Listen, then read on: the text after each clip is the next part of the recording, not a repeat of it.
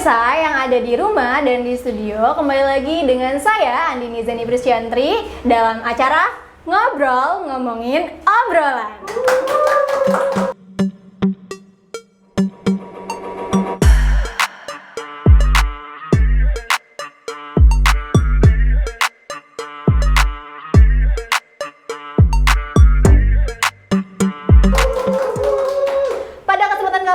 Kita akan membahas tentang make up. Dan di tengah-tengah kita juga sudah hadir bintang tamu yang super keren dan menginspiratif. Ia seorang perempuan lahir di Tangerang pada tanggal 15 Juni 1997. Dan yang paling penting statusnya belum menikah. Penasaran kan? Yuk kita langsung panggil aja. Ini dia Kak Ropipah Juniandar. Halo Kak, aduh cantik banget tuh, gemes deh. Gimana nih kabarnya? Alhamdulillah sehat. Oh iya Kak, katanya kakak itu suka banget sama dunia makeup ya? Iya, betul. Tuh mulai suka sama dunia makeup tuh sejak kapan sih Kak?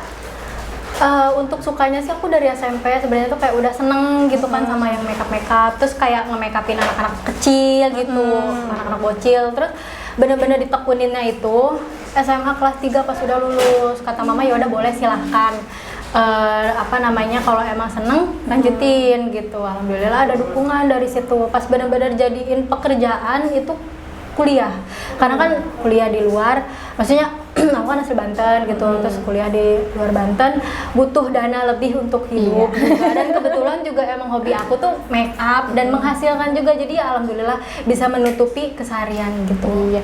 Oh ya boleh tahu nggak SMA-nya di mana Kak? Aku SMA di SMA 1 Panggarangan. Kita tanggaan kayaknya. Ih, di mana? Aku di Mandua Lebak. Ya Allah, kita belum pernah ketemu di Baya kan? Belum, baru di sini. Baya itu luas, Serang yang sempit ya ternyata. Bener banget. Oh iya Kak, suka sama make up itu karena apa sih awalnya? Karena ya make up itu tuh bikin orang cantik gitu ya. Iya. Yang tadinya mungkin kelihatan pucat, terus pas di make up tuh atau entah mungkin pakai lipstick doang atau pakai alis doang tuh jadi kelihatan beda gitu. Kayak lebih fresh kayak gitu kan. Nah, itu salah satu kenapa aku suka sama make up tuh ya karena itu. Seneng keindahan dan seneng mempercantik orang. Nggak cuma perempuan kan yang di make up, laki-laki laki-laki juga di bisa makeup, kayak gitu. Nah Kak, setiap kita melakukan sesuatu itu pasti ada manfaatnya nih. Nah, apa sih manfaat yang kakak hasilkan ketika kakak menekuni dunia makeup ini? Manfaatnya yang pertama sih ya memanfaat untuk diri aku sendiri, karena itu pertama hobi. Iya. Jadi kayak seneng aja gitu, bawaannya tuh kayak happy gitu kan, akhirnya tuh mood gitu. Kalau apalagi ketika kalau hasilnya itu tuh puas sama itu tuh kayak suka gitu. Jadi kan itu nambah kita tuh buat secara tidak langsung tuh kayak mendorong kita untuk terus menggali lagi, terus karena dan nggak ngerasa puas juga sih walaupun misalkan dapat pujian gitu kan kalau misalkan makeupnya bagus kayak gitu. Oke. Terus menurut kakak pengertian make up tersendiri dari kakak tuh apa? Pengertian make up apa ya? Aku sih karena mungkin nggak pernah ngebrosir make up itu apa. Nggak apa-apa Kak. Ya intinya sih menurut definisi aku ya, ini bawahnya tolong garis bawahi Ropipah. Kalau menurut aku tuh definisi make up tuh ya sebuah keindahan. Ya itu kan salah satu seni juga gitu ya. Iya. Seni yang dituangkan melalui wajah, muka. Dan makeup juga nggak hanya cuman mempercantik, tapi juga merubah, misalkan makeup karakter, kayak gitu, merubah misalkan jadi Gundurwo, misalkan makeup karakter gitu, atau misalkan makeup karakter tuh ya bisa jadi monster, alien, atau zombie kayak gitu-gitu. Jadi makeup tuh luas, nggak cuman sekedar beauty doang, nggak cuman sekedar cantik aja gitu. Terus dari makeup tersebut yang paling susah tuh nge-makeupin apa sih Kak? Makeup karakter sampai atau fantasi, sampai sekarang itu yang benar-benar masih aku harus dalami itu tuh makeup karakter. Benar kayak bikin luka, maksudnya hal-hal yang basic lah ya. Kalau karakter tuh luka aja tuh aku kayak butuh masih banyak belajar gitu dibanding beauty. Nah kalau yang di beauty menurut aku yang benar-benar paling sulit itu makeup natural dibanding makeup ngeblok wedding Oh atau iya. makeup yang kelihatan bener-bener manglingi gitu ya. Menurut aku tuh makeup yang paling susah kalau yang beauty itu makeup natural. Karena gimana pun caranya kita nge-makeupin orang nih, tapi Iya. tetap mukanya itu tuh asli muka kita tanpa ada yang dirubah. Iya. Tapi tetap kelihatan cantik, fresh. Itu yang menurut aku tuh susah. Iya, tapi emang itu yang paling susah Iya, sih. dan itu yang paling lama. Maksudnya kan orang, gue pengen di makeup natural, tapi Natural. kayak cuma bedak plak. Tapi kan nggak bisa kayak gitu. Iya. Itu kan bawa nama kita gitu kan. Maksudnya orang misalkan nanya, lu makeup di mana? Makeup di OP, kan bawa nama Iya. aku gitu kan. Terus kalau misalkan pengen makeup natural tapi cuma plak bedak doang kayak anak bayi, anak kecil, kan malu ke kitanya gitu kan. Jadi ya sebenarnya tuh makeup natural tuh ada tekniknya juga. Ada tekniknya. Kayak gitu. Dikira tuh makeup natural tuh gampang ya karena natural gitu kan, cuma plok gitu kan natural dikit tuh doang. mungkin maksudnya tuh flawless gitu. Nah itu yang ternyata itu yang paling susah itu ya. yang menurut aku paling susah karena emang bener-bener harus detail banget sih. Terus kan aku suka ini ya Kak, nulis, terus suka ada event-event gitu. Tentu dong make up juga ada event-event gitu. Terus sering nggak sih Kakak ngikutin event-event kayak gitu? Kalau untuk makeup sendiri sih untuk event-event kayak gitu aku jarang. Karena emang itu hobi dan pekerjaan aja gitu. Tapi mungkin kalau ikut workshop sekali 2 kali gitu. Kalau ikut-ikut event paling yang beauty class gitu, aku yang jadi pembicaranya kayak gitu pernah beberapa kali gitu. Karena aku kalau untuk event sendiri tuh lebih seringnya di fashion, Oke. bikin baju, kayak ikut lomba gitu, atau misalkan event-event workshop kayak gitu-gitu. Lebih seringnya tuh di fashion dibanding di makeup. Oke. Terus apa sih namanya event yang pernah Kakak ikutin tuh apa aja dan di mana? Kalau yang makeup, Yang apa-apa semuanya sebutin aja. oh, kalau makeup tuh apa ya? Karena saking jarangnya sih aku juga lupa kalau Lu untuk jarang makeup. kalau make up tuh. Kalau makeup jangan karena otodidak aku tuh paling ya kalau event-event sih jarang sih bener. Lebih sering ke fashion kalau untuk event. Nah kalau untuk fashion sendiri tuh kayak fashion design, aku kan fashion design. Iya. Itu paling ya event-eventnya acara workshop, seminar gitu tentang fashion, atau misalkan ada desainer dari luar Jakarta gitu didatangi kayak gitu, atau ikut-ikut, lebih seringnya ikut lomba kalau fashion. Salah satunya waktu tahun terakhir itu tahun 2019 di peringatan ulang tahunnya Lebak yang keberapa ratus gitu. Nah itu diadain lomba gitu senasional. Aku ikut di daftar karena kan ya aku asal orang Lebak gitu. Masa sih aku nggak ikut gitu. Akhirnya Tidak aku ikut. berpartisipasi ya? Iya, berpartisipasi, alhamdulillah. Ya mungkin itu bonus ya dapat Gitu kan lomba nih pasti. Iya, di lombanya. Pernah nggak dapat prestasi gitu? Prestasinya. Pernah beberapa kali. Coba dong sebutin biar para Aduh kalau masalah ngobrolan- prestasi aku mah malu bener. Iya, Suka bener, biar para ngobrolan. karena aku masih motivasi. baru ya aku Iya, ya alhamdulillah apa-apa. gitu. Kalau fashion tuh pernah ikut lomba di Lebak, juara 2. Itu mengangkat tentang kain-kain Baduy, kain-kain Lebak, kayak misalkan batik Lebak atau tenun Baduy. Terus pernah ikut lomba UC 1000 tahun 2018. Alhamdulillah masuk 10 besar. Kenapa aku tidak masuk 1 besar atau 2 besar atau 3 besar? Karena saingannya itu sekolah-sekolah kuliah yang kayak contohnya mungkin kalau yang pada tahu Esmod itu cabang Paris, kuliah cabang Paris. Terus yang kedua ya UNJ. Iya. Terus pokoknya ada kampus-kampus kelas yang emang saingannya tuh berat banget, makanya aku cuma bisa masuk 10 besar aja mewakili kampus aku. Tapi ya alhamdulillah kayak tapi gak apa-apa kok, lumayan juga. Iya. Karena saingannya cukup berat. Ini Cukup bukan berat saingan ya. anak kampus yang sekelas lagi, bukan yang sekampus lagi gitu, tapi ini mah antar kampus gitu di Jakarta. Terus aku juga waktu 2018 itu pernah ikut lomba Asian Games, tapi mural. Waktu itu kan 2018 kan ada Asian Games di Jakarta kan di sini. Nah itu aku tapi bukan ikut Asian Games-nya, aku ikut muralnya yang sepanjang jalan arah masuk tol Rawamangun. Di situ kan banyak tutup tiang-tiang gede. Karena kan aku waktu itu sebelumnya kuliah di Jakarta tuh masuk kesenian, kampus kesenian swasta. Jadi ya aku ikut gitu mewakili juga, dan alhamdulillah masuk 10 besar di situ. Kayak gitu sih. Para ngobrol sangat menginspiratif banget ya. Oke. Hal yang paling mengesankan ketika kakak menekuni dunia make up? Hal yang paling mengesankan, yang pertama itu aku bisa bertemu dengan orang-orang baru, itu yang pertama. Iya. Terus nambah relasi juga kan dari dunia permakeupan itu. Iya. Apalagi kalau sampai kenal sama dan juga kenal sama beberapa MUA hits, entah yang di Banten, di Serang gitu, ataupun misalkan di Jakarta. Nah aku kebetulan ya udah kenal juga gitu. Siapa sih yang nggak kenal sama Iis Yunarli? Iya. Embun Iis, nah itu salah satunya juga. Ya akhirnya tuh kita bisa membangun komunikasi yang baik gitu sama beberapa MUA gitu, yang akhirnya tuh kita bisa collab gitu. Entah kolaborasinya pun nggak yang cuman make up doang gitu, tapi kadang-kadang kolaborasinya tuh aku yang jadi model para muanya gitu. Atau kalau enggak tukar pikiran tentang tentang make up gitu, perbaruan make up, karena kan biasanya tiap tahun itu tuh make up pasti berubah kayak gitu. Sharing-sharing ya? Iya, lebih ke sharing kayak gitu. Gitu sih paling. Terus ada nggak sih kak kejadian yang tak terduga gitu yang mengenakan ketika kakak menekuni dunia make up? Yang tidak mengenakan, alhamdulillah sih sampai sekarang ini tuh kalau untuk di dunia make up nggak ada yang nggak mengenakan. Ya paling ya itu hal yang wajar ya. Iya. Tiba-tiba di booking tanggal sekian. Pi tolong ya aku mau make up nih misalkan tanggal 2 Agustus misalkan kayak gitu.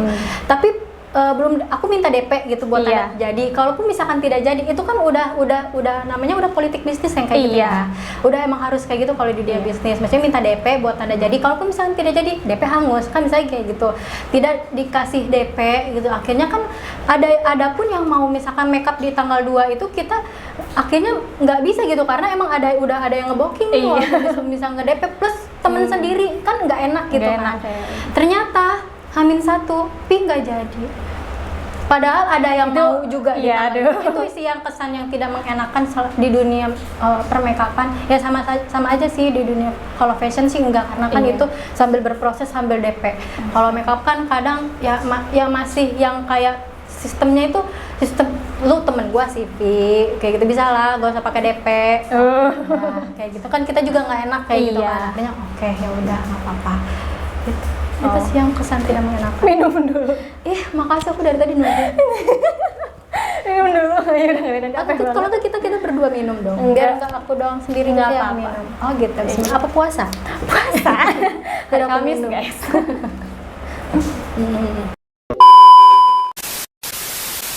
Oke pemirsa, kita diberi kesempatan untuk melihat beberapa karya dari bintang tamu kita. Oke langsung aja, check this one out.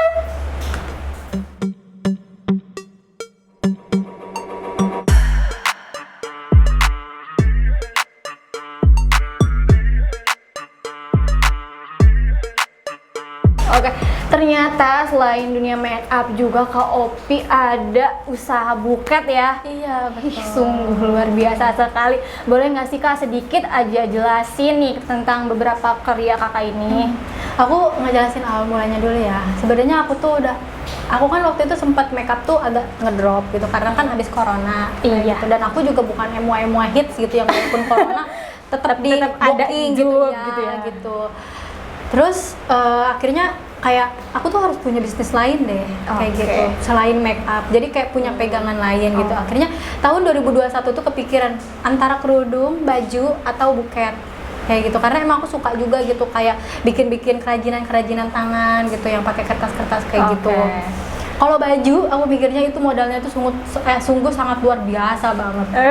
Kerudung aku masih mikir walaupun sebenarnya kerudung tuh kita bisa nyari supplier lain gitu, distributor lain gitu. Cuman kayak masih mikir gitu, masih bimbang. Buket, kayaknya buket gak terlalu gede deh modalnya. Aku ada uang nih di saku sekian gitu. Dan kayaknya bisa nih gitu kalau buat buket kan emang kebetulan juga aku seneng gitu sama yang kayak buket-buket, bunga-bunga kayak gitu. Terus pas ngeliat tutorialnya juga kayaknya bisa deh. Bisa walaupun emang rumit gitu kan. Iya, rumit. Iya. 2021 itu udah ada kepikiran, cuman melenceng, uangnya kepake. Dituntut lagi, ya udah Ropipa sabar dulu, kamu berarti jangan dulu. Dan alhamdulillah itu tahun 2022 ya, bulan Mei terrealisasikan gitu. Akhirnya langsung pas ada uang gitu, maksudnya ada rezeki, lebih langsung dimodalin ke buket. Pokoknya ini uang tidak mau aku pakai buat yang lain-lain. Aku mau buka usaha baru kayak gitu. Udah akhirnya dipagekeun gitu ya. Dipagekeun. Udah dikuatkeun gitu. Apa namanya? Buket itu berjalan dan kayak ya aku kan selama ini promosinya itu di sosmed-sosmed aja gitu, di Instagram pribadi gitu, dan akhirnya juga aku bikin Instagram pribadi khusus buket juga gitu, terus di WA, terus di Facebook juga gitu ya, terus sama teman-teman boleh dong promosiin kalau misalkan butuh buket kayak gitu. Oh iya gitu, alhamdulillah teman-teman juga mau membantu gitu ya, mempromosikan kayak ya. mulut ke mulut, mulut kan kalau sekarang kalau mulut ke mulut bisa sampai ya, iya, kayak apalagi orang Indonesia. Jadi ya gitu, alhamdulillah itu pas bulan pertama, bulan kedua, Mei, Juni, dan terakhir ini bulan Juli, orderan tuh kayak di luar ekspektasi gitu loh, kayak serius, alhamdulillah kayak ada nih orang yang apa namanya percayain aku gitu loh, jasa aku, padahal baru, dan sebenarnya ini tuh aku sebelumnya tuh sebenarnya nggak kursus gitu loh, hanya otodidak, kayak sering ngeliat di YouTube, buket-buket orang gitu, kayak hasilnya tuh kayak gini, terus kayak dibayangin aja, oh kayaknya bikinnya kayak gini deh, kayak gitu. Dan alhamdulillah orang-orang ternyata sepercaya itu gitu sama hasil aku kalau untuk di buket. Kak, ini mau ngulik ke masa lalu, nggak apa-apa nih? Boleh. Apa itu masa lalu? Apa dulu? Asal jangan percintaan ya. Iya kan. Dulu itu waktu pas tahun berapa aku pernah baca di satu akun di Facebook tentang kakak nih, tentang apa sih penyakit yang kakak alamin. Gimana sih kok bisa sampai sekuat ini gitu ngadapin penyakit yang luar biasa gitu, Kak? Insya Allah. Coba dong kasih motivasi tuh, Kak, kalau aku tuh sebenarnya cengeng guys. Aduh, jangan kita aku ikut gini, tapi enggak, insya Allah ya. Jadi tadi ngomong apa? Sekuat ini, aku tuh sebenarnya tidak kuat. Aku tuh sebenarnya tuh cengeng. Tapi sumpah sampai sekarang tuh masih bisa berusaha. Aku kuat gitu. karena emang dukungan. Oh, yang pertama itu dukungan. Yang kedua akhirnya terjalinlah emosi-emosi yang ada di diri aku. Banyak orang yang mendukung aku gitu loh, banyak orang yang akhirnya itu tidak memandang aku sebelah mata gitu ya. yang bikin aku tuh jadi termotivasi gitu akhirnya dengan pikiran-pikiran positif itu gitu ya, dengan apa energi positif dari orang lain gitu yang aku ambil, yang aku tangkep, yang aku serap, bahwa oke, ya emang faktanya gitu sangat amat terlihat gitu aku memang berkekurangan di segi fisik gitu, tapi apa aku harus mikir maksudnya apa aku harus mengeluh aja hidup aku sampai tua gitu? Apa aku harus diem aja di kasur, dikasihanin sama orang, ditangisin? Apa aku harus jadi manusia atau perempuan yang seperti itu? Akhirnya aku kayak itu benar-benar sering maksudnya tuh merenung gitu kan tiap malam. Rafifa tuh nggak boleh kayak gitu. Rafifa tuh harus bla bla. Rafifa tuh punya semangat yang kuat. Rafifa tuh bisa sekolah kayak gitu. Rafifa tuh harus menggapai cita-citanya walaupun memang itu tidak mudah kayak gitu kan. Itu waktu itu tuh aku pokoknya kena sakitnya itu SD tahun 2009 gitu. Tapi alhamdulillah benar-benar dibilang akhirnya dibilang sama dokter udah sembuh tuh tahun 2011 SMP kelas 2. Nah itu dari situ tuh kayak benar-benar ditanemi terus sama pikiran-pikiran positif gitu, kayak Rafifa masih panjang umurnya, Rafifa masih muda gitu, Rafifa harus kuliah gitu, Rafifa harus sekolah, kuliah, menggapai cita-cita atau seenggaknya menggapai keinginan-keinginan yang belum tercapai, yang belum terrealisasikan, misalkan kayak sekolah, bertahun-tahun aku harus di rumah sakit, berarti apa yang belum aku capai, aku harus sekolah, beresin sekolah, atau aku tuh punya keinginan, aku tuh bisa menggambar, berarti harus ditekunin lagi terus menggambarnya gitu, biar sampai ketemu titik di mana aku bisa menggambar. Tapi aku selain menggambar itu ternyata aku tuh kemana gitu arahnya, ternyata ke fashion kayak gitu, terus digali kayak ya yang bikin aku jadi kemana-mana ya. Pokoknya intinya yang bikin aku kuat tuh sebenarnya yang paling pertama itu orang tua. Iya pasti ya, dukungan orang tua. Dan faktanya selama aku di rumah sakit bertahun-tahun, kurang lebih 3 atau 4 tahun, mama aku tuh nggak pernah ngeluarin air mata setitik pun di depan aku. Iya Kak, belum pernah. Padahal dia pasti yang rasa ingin menangis tuh ada ya. Yang bener-bener ngedampingin aku, yang tahu banget aku tuh kayak gimana dulunya. Sampai aku waktu itu bener-bener ngedrop banget, sampai bener-bener aku tuh kayak udah nggak ada harapan. Mungkin dari segi fisik aja dulu tuh kayak dilihat saya tuh udah nggak ada harapan gitu kan, kayak semua pucet, kurus, hitam, rambut botak kayak gitu. Terus ngerasain sakit terus, muntah terus, maksudnya mual terus-terusan, keluar darah dari sini sana, entah keluar darah dari setiap muntah tuh keluar darah gitu dari telinga gitu, atau misalkan maaf pup aja keluar darah gitu, kayak udah nggak ada harapan sama sekali. Tapi di situ mama nggak ngeluarin air mata sedikit pun. Kuat sekali ya ibundanya. Aku jadi nangis. Terus itu bener-bener pulih. Itu tahun berapa? Bener-bener dikatakan bebas dari kemoterapi itu tahun 2011 atau SMP kelas 2. Wah, Gitu. dari SD.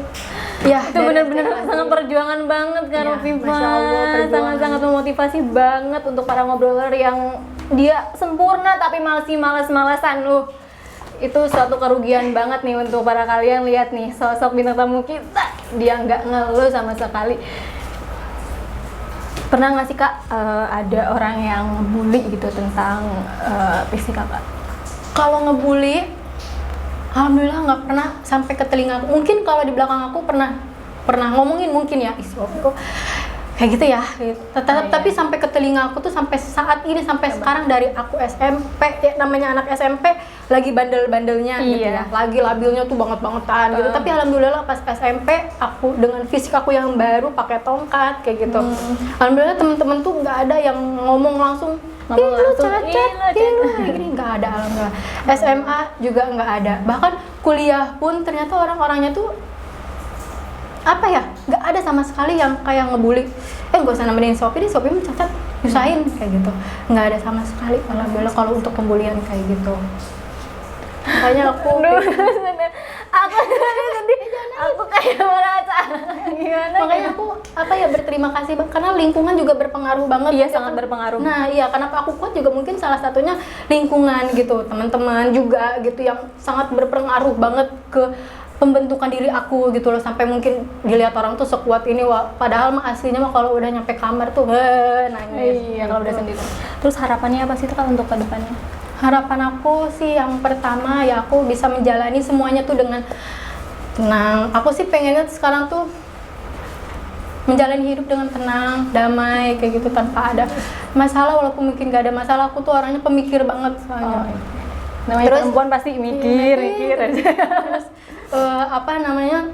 bisa terus membahagiakan orang tua sampai Pasti. mereka bener-bener tua kayak gitu. Terus semua perjuangannya ya, terus meningkatkan terus karir aku, terus value di diri aku juga, karena aku sadar ya aku juga masih masih banyak banget kekurangannya ya, dari segi sifat kayak gitu. Terus ya gitu, harapannya sih pengen seperti orang-orang yang terlihat bahagia, bisa nikah kayak gitu-gitu kan. Bisa. Ya pengen, cuman stop dulu kayaknya kalau yang itu.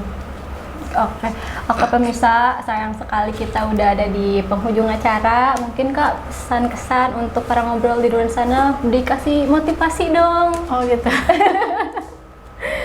Ya, aku mau ngasih pesan-kesannya dulu buat teman-teman yang seperjuangan sama aku dulu, terutama yang sedang berjuang melawan kanker, mungkin yang lagi berobat di rumah sakit gitu, yang mungkin berpikir kok aku nggak sembuh-sembuh ya.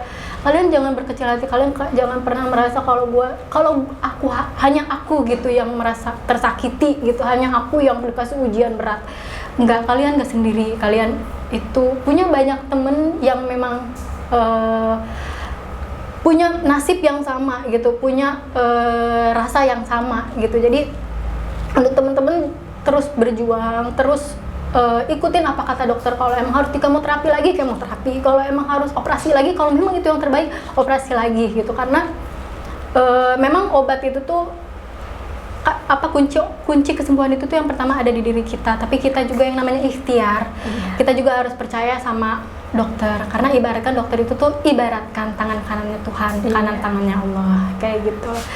Dan untuk teman-teman semua yang di luar sana yang mungkin lagi ngerasa kesepian, yang mungkin lagi ngerasa gue punya masalah kok berat banget ya, kok orang lain kayaknya happy gitu, kok gue doang gitu yang ngerasa hidup gue tuh menderita terus kayak gitu. Karena kalian nggak sendirian kok, banyak di luaran sana yang mungkin terlihat happy, mungkin aku juga mungkin yang terlihat kuat sebenarnya tidak kuat, sebenarnya masih suka cengeng, sebenarnya nangis karena banyak banget yang dipikirin.